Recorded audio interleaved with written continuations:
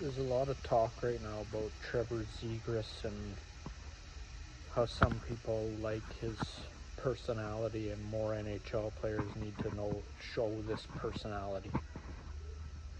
The reason why a lot of the NHL players don't show their personality, or whatever you want to call this, is because when you do things like Trevor Zegras has just done, especially to good teams, mocking them or whatever you've got, is the problem with that is that you're going to see this team again.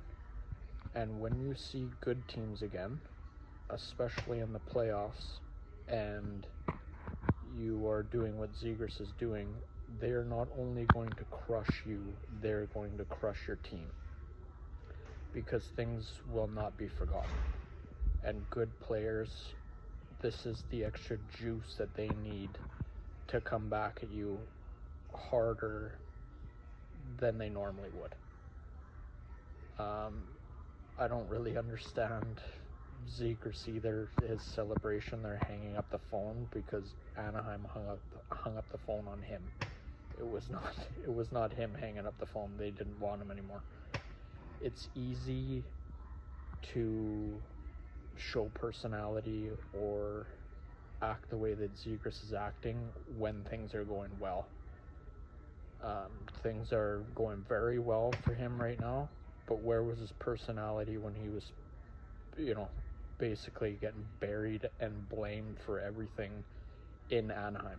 There was no personality then. He was hiding, he was crying and whining.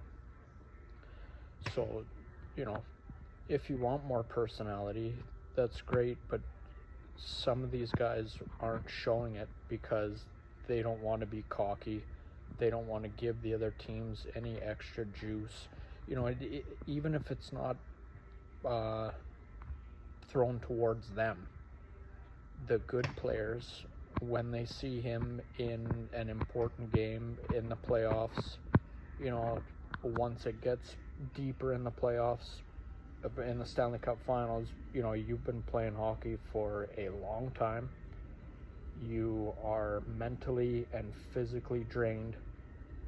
And if the good players can pull something like this and spin it in their favor to find that extra juice, they will.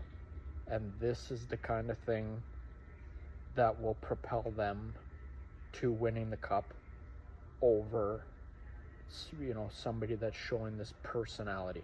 It's just the way it is. That's